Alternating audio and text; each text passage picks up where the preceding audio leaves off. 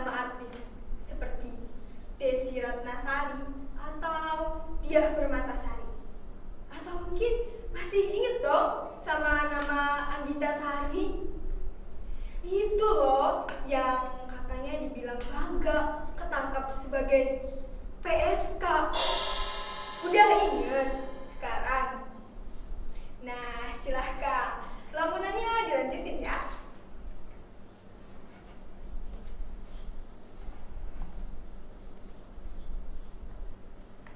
Sebenarnya nama lengkap saya ini Sariem. Sariem. Kata emak berdasarkan rumus Pitagoras yang menghitung arti nama dan nilai dari tiap huruf. Sariem berarti kesempurnaan dan kebaikan dan selalu berhasil dalam segala hal. Cerdas, serta beruntung dalam banyak hal. Dan yang terpenting, nah ini saya banget, taat beribadah, baik hati, dan sopan. By the way, pada tahu nggak apa itu Pitagoras? Silahkan pada googling ya. Rumus-rumusnya terbukti bener banget. Sampean pasti tahu kan apa itu? Sampean pasti tahu kan berita tentang OTT Bupati baru-baru ini? Sampean semua pasti tahu juga dong arti kata OTT.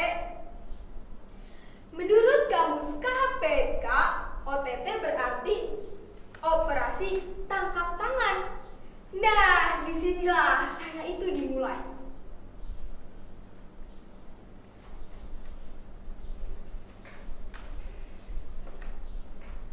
Dulu, sewaktu keadaan saya masih seperti para artis tadi, saya ini pernah dijodohkan. Untungnya saya menolak. Bagaimana enggak saya kenalnya dia itu preman terminal yang sejak dulu juga sudah tergabung dengan OTT. Makanya saya agak-agak trauma kalau dengar kata OTT. Mau tahu apa itu OTT? Mari dengerin saya. Pada dahulu kala di bulan Ramadan, emak membawa saya ke terminal kota. Maksudnya ingin menjemput bapak yang sudah beberapa hari tidak pulang. Sehari-hari bapak berjualan buah yang ia dapat dari desa. Karena mungkin kualitas buahnya seadanya, seringkali dagangannya tidak laku. Kalau sudah begitu, ia tidak pulang karena belum cukup mendapatkan uang. Dulu bapak petani penggarap sawah orang gedean. Tetapi karena pembagian hasilnya tidak adil dan daripada diperas terus-menerus, bapak minta berhenti. Karena bapak merasa tersinggung dengan ucapan orang gedean yang bilang, "Kamu ini orang kecil, masih untung saya beri makan. Kalau enggak, pasti sudah kere." Bapak merasa tersinggung. Ia merasa harga dirinya diinjak-injak. Ia merasa selama ini justru ialah yang memberi makan orang gedean itu. Bapak ingin buktikan bahwa tanpa petani di desa, orang-orang kota akan kelimpungan karena tidak ada beras. Sejak itulah Bapak bertekad ingin menjadi pengusaha sukses. Sewaktu Bapak pergi berjualan di terminal, emak sudah ngingetin, "Pak, gue harus siap nek jualan di terminal. Di situ banyak preman yang suka main balap. Jualan wae sing bener. Kudu cari selamat. Kalau dipalak wae, wis kasihkan. Sing penting isi urip iku milik Gusti Allah. Kowe mesti mempertahankannya dengan cara apapun yo. Begitu selalu pesan emak setiap kali bapak pergi berdagang.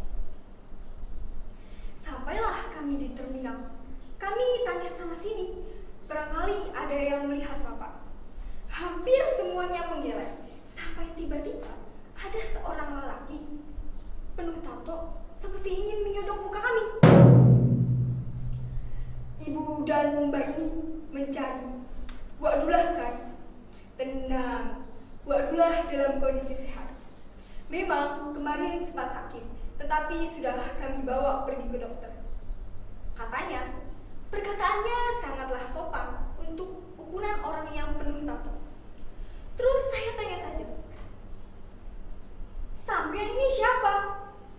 Ada apa dengan bapak saya? Di mana bapak saya sekarang? Ini emak sudah cemas sejak bapak tidak pulang. Apakah sampean yang menyembunyikannya? Kok sampean tega-teganya sama orang tua? Saya tahu kok sampean ini preman. Itu buktinya badannya penuh tato. Kalau cari korban tuh pilih dong. Paling enggak jangan orang tua yang sudah tidak berdaya.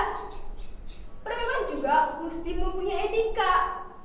Paling enggak etika dalam perpremanan di terminal. Kalau sampean terus begini sikapnya, nggak bakal bisa jadi preman yang sukses.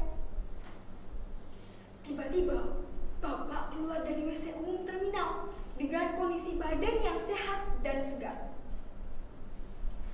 Pak, bapak jangan ikut-ikutan jadi preman di sini ya. Apa bapak sudah dikasih makan sama preman di sini? Bapak hanya mengangguk. Duh, dalam hati saya bergetar. Berarti selama ini bapak sudah makan uang hasil memalak di terminal. Bapak diam saja.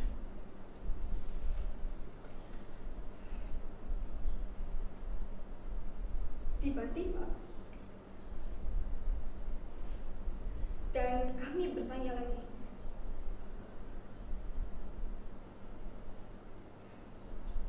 Bapak, dan kata-kata yang paling menyentak darinya,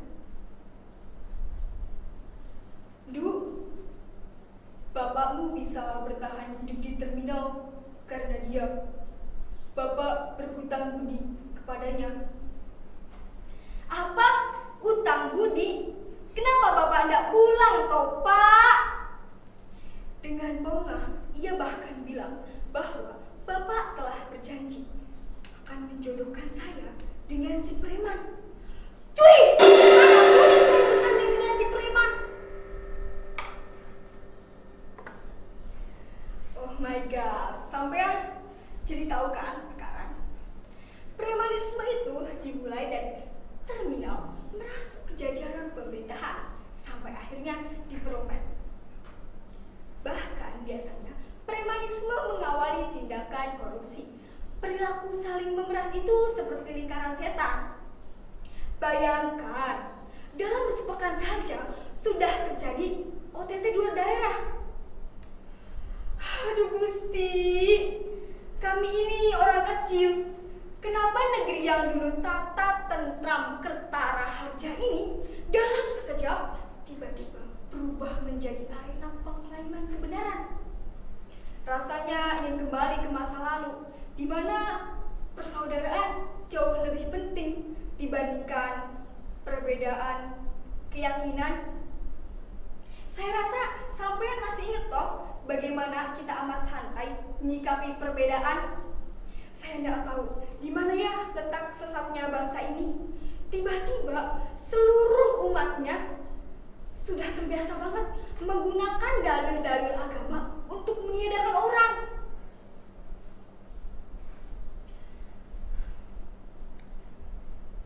Saya rasa pada saat sore itu tiba-tiba ada segerombolan preman yang ingin menendang-nendang semua preman menendang-nendang semua pedagang yang ada di trotoar.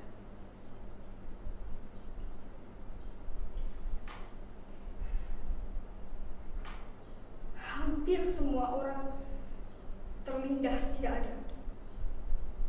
Tidak lama mereka mengamuk di terminal. Aneh, si preman turut mengamuk pula. Ia tiba-tiba menendang-nendang emak dan bapak. Ketika saya berusaha menolongnya, tiba-tiba si preman berteriak sambil bilang, "Kalian kafir!" Dia terlihat menghunus pedang dari balik punggungnya. Dalam sekejap, kemudian semuanya menjadi gelap. Saya baru sadar, ini adalah terakhir kesempatan saya untuk memberitahu kalian bahwa OTT itu adalah organisasi tanpa toleransi yang telah membunuh emak, bapak, dan saya. Jadi, sepulang dari sini, sampean harus berhati-hati ya.